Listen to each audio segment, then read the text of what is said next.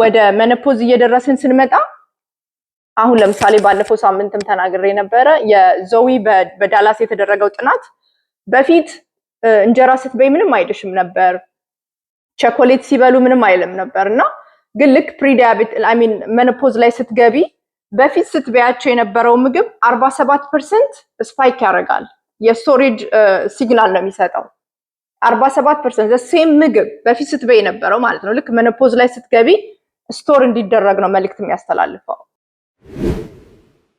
የኔ ጥያቄ ኪሎዬ ግን መቀነስ አልቻልም እና ኦፍኮርስ ቦርጭም አለኝ ከዛ ደግሞ ሆርሞንስ ሊሆን ይችላል ወይ ኦልሬዲ 41 እና ፕሪሞኖፖዝም ሊሆን ይችላል ወይ እሱንስ እንዴት ብናደርገው እንዴት ነው ምክሽነት ለምትይ ያለሽ አስተያየት ምንድነው? ክብደት ለመቀነስ ነው ስትራግል የምታረጀው አይደል የሌላ የጤና የለብሽም ያ ግን የሚገርምሽ ነገር ፕሪዲያቤቲክስ ሳትሆኚ ክብደት መጨመር ብዙ አይታሰብም ቼክ አርገሽ ከሆነ ፕሪዲያቤቲክስ ልትሆኚ ትችያለሽ ዶክተር የነገረችኝ ምንም ኢሹ የለኝም ዲሳለትሪት ኮሌስትሮል ሃይ ነው ለምን መሰለሽ A1Cሽ እነሱ ኖርማል የሚሉት ከ5.7 በታች 5.6 ወይ 5.4 5 ብትሆኚ ኖርማል ነው you're fine ነው የምትባየው ግን 5.7 ስትደርሺ ፕሪዲያቤቲክስ ጋር እንደገባሽ ማወቅ አለብሽ ምክንያቱም ሰውነት ካርቦሃይድሬትን መቀበል ሲያቅተው ነው ስቶር የሚያደርገው የኢንሱሊን ሬዚስተንስ ሲፈጠር ነው ካርብ ስቶር የሚያደርገው እና አሁን ለምሳሌ አንቺ ኤኒ ታይም እንጀራ ብታስገቢ ያ ሲግናል ስቶር እንዲደረግ ነው ሲግናል የሚሰጠው ኢንሱሊን ሁለት ስራ ይሰራል አንደኛው የበላሹ ምግብ ለሴል ማድረስ ነው ሁለተኛ ስራው ምግብ መሄጃ ከሌለው ሴሎች ካልተቀበሉት ወደ ፋት ቀይሮ ስቶሪ ማድረግ ስራ ይሰራል ይሄንን የሚያደርገው የኢንሱሊን ሬዚስተንስ ሲኖር ነው አሁን ቅድም እንዳልሽው ወደ መነፖዝ እየደረስን ስንመጣ አሁን ለምሳሌ ባለፈው ሳምንትም ተናግሬ ነበረ የዞዊ በዳላስ የተደረገው ጥናት በፊት እንጀራ ስትበይ ምንም አይደሽም ነበር ቸኮሌት ሲበሉ ምንም አይልም ነበርና ግን ልክ ፕሪዲያቤቲክ መነፖዝ ላይ ስትገቢ በፊት ስትበያቸው የነበረው ምግብ 47% ስፓይክ ያደርጋል የስቶሬጅ ሲግናል ነው የሚሰጠው 47% ሴም ምግብ በፊት ስትበይ የነበረው ማለት ነው ልክ መነፖዝ ላይ ስትገቢ ስቶር እንዲደረግ ነው መልእክት የሚያስተላልፈው እነዚህ ሆርሞኖች እየቀነሱ ስለሚመጡ ማለት ነው ስለዚህ አንድ አሁን ያልሽው ራሱ ወደዛ ነው ይዞሽ የሚሄደው ልልሽ ነው በዚህ ጊዜ ምግቦችሽን መቀየር አለብሽ ካርቦሃይድሬት አሁን እንጀራ በፊት ምንም አይልሽ ከነበረ አሁን ግን ሪአክሽኑ የተለየ ነው የሚሆነው ሰውነትሽ ውስጥና እነዚህ በፊት ስትበያቸው የነበርሻቸው ምግቦች ብዙ ምንድነው የግላይሲሚክ ኢንዴክሳቸው በጣም ሎ የሆነ ምክንያቱም ኢንሱሊን ለምግብ ያለው ሪአክሽን የተለያየ ነው እንጀራ ስትበይ ይለያል ስጋ በጨው ማርገሽ ስትበይ ይለያል ቅቤ ስትበይ ይለያል እና በዛ መሰረት ሜጀር እያደረግሽ ምግቦችሽን ፋይንድ አውት ማድረግ አለብሽ ለኢንሱሊን ያላቸውን ሪአክሽን በመለየት ማለት ነው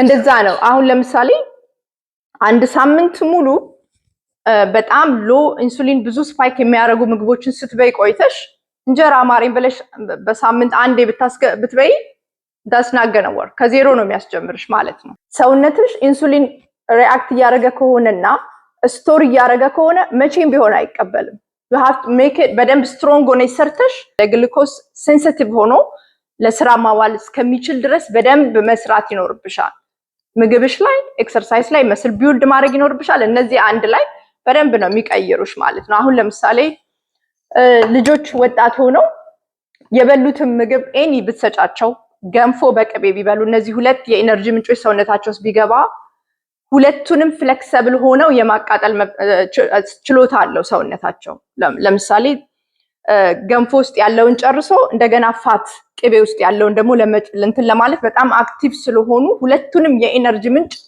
አክቲቭ ሆኖ ይጠቀማል ሰውነታቸው እኛ ግን እድሜ ከፍ ያለ ሲመጣ እንደዛ አይደለም ሁሉ ጊዜ ደም ውስጥ ትራይግሊሰራይድ የሚባል ካለ ፍሌክሲብል አይደለንም ማለት ነው ፍሌክሲቢሊቲው እየቀነሰ መጥቷል ኢነርጂውን ሁለቱንም እየተጠቀመ አይደለም ሰውነትሽ ማለት ነው ስለዚህ ጧት የበላሽው ነገር ካለ በሚቀጥለው ቀን ነው መብላት ያለብሽ ማለት ነው ያስገባሽውን መጨረስ መቻል አለበት ሰውነትሽ በሚቀጥለው ቀን ተመልሰሽ በዛ ጋር ትበያለሽ ለምን ሁለት ኢነርጂ ስላስገባሽ ሰውነትሽ ማለት ነው እኛ ግን ቁርስ እንበላለን፣ ምሳ እንበላለን፣ እራት እንበላለን። ወዴት ነው የሚሄደው? ምግቡ ወዴት ነው የሚሄደው? እንደዛ ነው የሚሆነው እና ይሄም አንድ ትልቅ እንትን ነው። ሁለቱ ችግሮች ምግብ ስቶር እንዲደረጉ ያደርጋል። ግን አሁን ፋስቲንግ ምን ሪኮመንድ ታደርጊያለሽ? ለእኛ አሁን ፕሪሞኖፖዝ ለሆኑ ሰዎች ነው ማስልሉስ ታደርጋላችሁ ነው የሚሉት ነገር ስላለ ማለት ነው። ያ ፋስቲንግ በጣም ጥሩ ነው፣ ግን መስልሽን ሉዝ እንዳታደርጊ። አሁን ለምሳሌ በቀን አንድ ከሆነ በላለሁ ብለሽ ያሰብሽው በዛ በቀን አንዴ በምትበያት ገበታሽ ላይ 130 ፓውንድ ከሆንሽ ለአንድ ፓውንድ 1 ግራም ስጋ መብላት አለብሽ ማለት ነው አይደለ? 1 ግራም ፐር ፓውንድ ነው የሚሆነው። ስለዚህ በዛች አንዴ ቁጭ ባልሽባት ገበታሽ ላይ ሰውነትሽ የሚፈልገውን ፕሮቲን ፕሮቫይድ ማድረግ ይኖርብሻል። በቂ ካልሆነ ነው ያንቺን ፕሮቲን ዳይጀስት የሚያደርገው። ግን በቂ ከሰጠሽው በቂ ነው። ገባሽ አይደል? በጣም ገብቶኛል። እና ቴንክ ሶ ማች በጣም አመሰግናለሁ። ዩ ዌልካም። ሜኖፖዝ በፊት ያላችሁ ሴቶች ብታደርጉት ብዬ የማስበው ፕሮሰስ የተደረጉ ምግቦችን አቁሙ። በተለይ በውጭ ዓለም የምትኖሩ ሰዎች ሜክ ሹር አንቲባዮቲክ ፍሪ የሆነ ሆርሞን ያልተወጋ ሆርሞን ፍሪ ይላል እኮ ይገርማቸዋል። ሌሎቹ ሆርሞን አላቸው ማለት ነው። ሆርሞን ፍሪ ነው ኦርጋኒክ ነው ብለው ከጻፉ ሌላው ስጋ ሆርሞን አለበት ማለት ነው። እና ልጆችን ከነዚህ ነገሮች በተለይ ህፃናትን ፕሮቴክት አድርጓቸው። ሴቶች ልጆችን በጣም እየተሰቃዩ ነው። ብዙ ህፃናት በጊዜ ነው መከራ የሚቀበላቸው እና የሚበሉትን ምግብ ከቤታቸው በልተው እንዲወጡ እኛ የሰራነውን እኛ አይናችን ያየውን ቅባት ዘይቱ ምን አይነት ኦይል ነው ሲድ ኦይል እንዳይሆን በአሜሪካ ያለ በቆሎ የካኖላ ኦይል እነዚህ ማታቋቸው ከኦሊቭ ኦይል ከአቮካዶ ኦይል ከኮኮናት ኦይል ውጪ ያሉትን አቮይድ አድርጉ። ህፃናትን በጣም ሰፈር እያደረጉ ነው። ውጪ ተሰርተው የሚሸጡ ምግቦች የምትሰሩትን ምግብ ራሳችሁ ኩክ ካላደረጋችሁት ከውጪ አትግዙ። ውጪ ሄዳችሁ አታብሏቸው።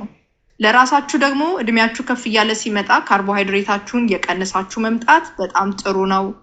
ከመብላታችሁ በፊት ካርቦሃይድሬት ደግሞ መብላት አለብን ብላችሁ የምታስቡ ከሆነ ኦሎይስ የግሉኮስ ስፓይኩን ለመቀነስ የምትበሉት ምግብ ላይ ኦሎይስ ፕሮቲን እና ቬጅቴብል እንዲኖር አድርጋችሁ ፕሮቲኑን ቬጅቴብሉን ጨርሳችሁ ከበላችሁ በኋላ ወደ ካርቦሃይድሬቱ ብትመጡ ጥሩ አማራጭ ነው። ምግብ ከበላችሁ በኋላ ዋክ አድርጉ። 10-15 ደቂቃ በደንብ አድርጋችሁ ዋክ አድርጉ። ይሄ ደም ውስጥ ያለውን ግሉኮስ በደንብ አድርጎ ይቀንሳል እና በሜኖፖዝ ላይ ያለውን ችግር ልትፈቱ ትችላላችሁ። በጣም ብዙ ወዮች አሉ ሜኖፖዝን ሲምፕተሙን ለማስተካከል። ወደዚህ ችግር ውስጥ እንዳትገቡ አድሬናል ግላንድን ሰፖርት ለማድረግ የሚያስችላችሁ ብዙ ወዮች አሉ። የስኳር መጠናችንን ፊክስ ማድረግ፣ ኢንሱሊን በስቶ እንዳይገኝ። ኢንሱሊን ከበዛ በደም ውስጥ ግሮዝ ሆርሞን አይኖርም። ኢንሱሊናችንን ኮንትሮል እናድርግ። ቫይታሚን ዲ ከሌሎች ሆርሞን ጋር ባላንስ ማድረግ እንዲችል እናድርግ። የምንበላው ምግብ እነዚህ አሁን ቅድም ያልኳቸው ሆርሞን ያለባቸው ምግቦች የምንበላ ከሆነ ኤስትሮጅን በሰውነት ውስጥ መብዛቱን ይቀጥላል ማለት ነው። እንደ ሴቶች ኤስትሮጅን ዚኖ ኤስትሮጅን የሚባለው ከኛ ሆርሞን ጋር ተመሳሳይነት ያለው ሆርሞን ነው። ተመሳሳይነቱ ከቀጠለ ሰውነታችን ውስጥ ያ ነው የሚበዛው ማለት ነው እና ቴስቶስትሮኑን ይቀንስብናል። ለዚህ መፍትሄው ጾም በጣም ኢምፖርታንት ነው። ስታረጉ የግሮዝ ሆርሞን በደንብ አድርጎ ከፍ ይላል። ለምን? ስንጾም ምግብ ስለማይገባ ኢንሱሊን ይቀንሳል። ኢንሱሊን ሲቀንስ ግሮዝ ሆርሞን ከፍ ይላል። በዛ ጊዜ ለቴስቶስትሮናችሁ በጣም አሪፍ ነው ማለት ነው። ስለዚህ የተለያዩ ሰፕሊመንቶችን ዚንክን፣ ቫይታሚን ዲ፣ ማግኒዥየም፣ ሜታል የተደረገ ቢ ኮምፕሌክስ ሰፕሊመንቶችን በመውሰድ ፋስት እያደረጋችሁ ቀዝቃዛ ውሃ ከወገባችሁ በታች በጣም ከባድ የሆኑ ኤክሰርሳይሶችን ብረት መግፋት የእናንተን ቴስቶስትሮን በደንብ አድርጎ ባላንስ ያደርገዋል። ኦኬ፣ አዲስ ለሆናችሁ አዜብ እባላለሁ። በዚህ ቤት ስለ ኒውትሪሽን ስለ ጤና ነው የምናወራው። በየሳምንቱ ኢንቫይት አደርጋችኋለሁ። መታችሁ ጆይን ብታደርጉን ብዙ መልካም ነገር ይገኛል። ራሳችንን ችግር ውስጥ ከመውደቃችን በፊት እንዴት ነው ራሳችንን መርዳት የምንችለው የሚለውን ነገር እንማማራለን። ምግብ መድኃኒት ነው። በእርግጥም ምግብ መድኃኒት ነው። ብዙ ሰው ሂል እያደረገ ነው። ከብዙ ችግር ነፃ እየወጣ ነው ሰው እና እሱ ነው የምንማማረው። ሰው በግል እርዳታ የምትፈልጉ ሰዎች ታይፕ 2 ዲያቤቲክስ ያለባችሁ፣ ታይፕ 1 ዲያቤቲክስም ያለባችሁ እንዴት እንደምታደርጉት በጣም ሰፖርቲቭ የሆነ ኢንፎርሜሽን አለ እኔ ጋር። እሱን እናወራለን። የ30 ደቂቃ ኒውትሪሽን አድቫይዝ አለኝ። ኮንታክት አድርጉኝ። አዜቢና ሾው ዩቲዩብ ላይ ደግሞ ለኪቶጀኒክ ዳይት እና ለካርኒቮር የሚሆን ኢንፎርሜሽን አለ። እዛ ገብታችሁ እሱን ማግኘት ትችላላችሁ። ዋን ቱ ዋን ሰርቪስ የምትፈልጉ ከሆነ ደግሞ እዚህ ጋር ያለውን ኪውአር ኮድ ፎቶ አንስታችሁ ወደ እኔ ዌብሳይት ሄዳችሁ ስልክ ማግኘት ትችላላችሁ።